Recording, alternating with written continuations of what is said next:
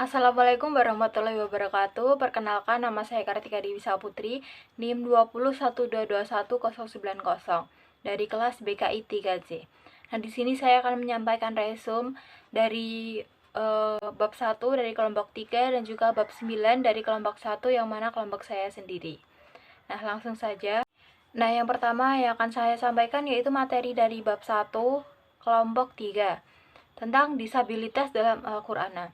Di Indonesia, jumlah kaum difabel menurut data dari WHO yaitu berjumlah sekitar 20 juta jiwa atau sekitar 10% penduduk dalam Indonesia ini.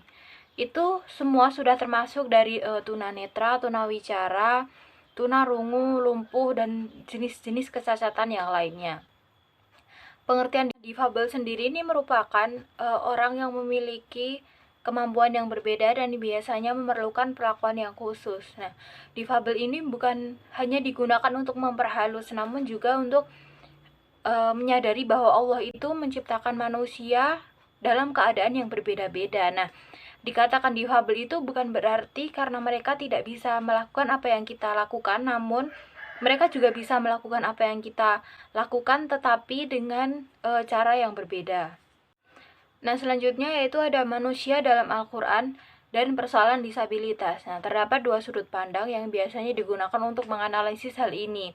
Dan terdapat 3 kosakata yang biasanya digunakan untuk menggambarkan sosok manusia, yaitu yang pertama dikatakan basyar karena menurut Al-Quran, manusia merupakan makhluk biologis yang mana mereka juga melakukan aktivitas seperti makan, minum, bekerja, dan juga berhubungan seks dan juga kegiatan-kegiatan manusia yang lainnya.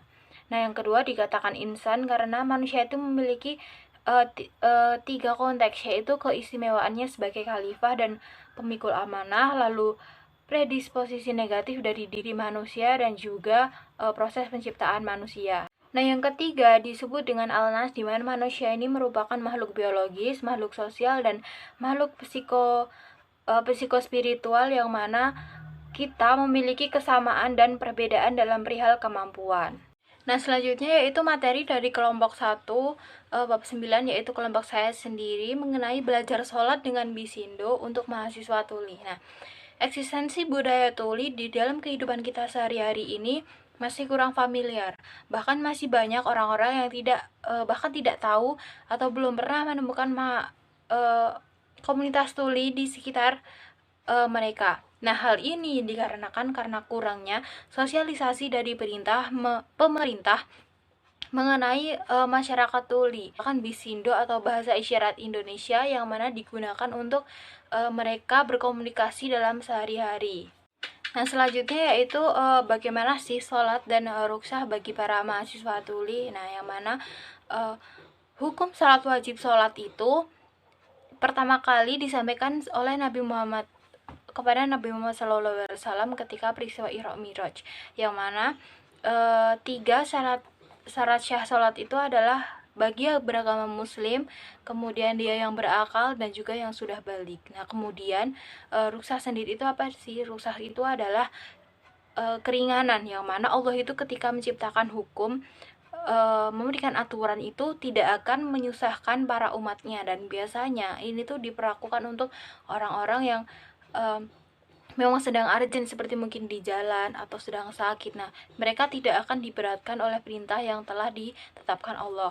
Nah, kemudian ada juga pelaksanaan program khusus keagamaan untuk para mahasiswa tuli, yang mana di sini akan banyak sekali diajarkan mengenai keagamaan melalui bisindo tentunya, yang mana sebelum adanya praktik tersebut, pelaksanaan tersebut, setidaknya ada 4 siklus yang harus dilakukan agar mahasiswa tuli ini setidaknya mereka tahu bagaimana gerakan yang benar dalam sholat dan juga termasuk dalam bacaannya. Nah, ada hal-hal yang dapat dicapai, yaitu pertama, semangat yang tinggi dalam mempelajari agama melalui bisindo tentunya. Kemudian pemahaman dari materi itu akan lebih mudah juga. Kemudian penggunaan bahasa isyarat itu akan lebih mereka pelajari lagi. Dan juga mereka akan lebih mudah dalam menghafal dan memahami materi tentang keagamaan maupun materi yang lain yang diajarkan. Nah, mungkin sekian materi yang dapat saya sampaikan. Kurang lebihnya mohon maaf. Terima kasih. Wassalamualaikum warahmatullahi wabarakatuh.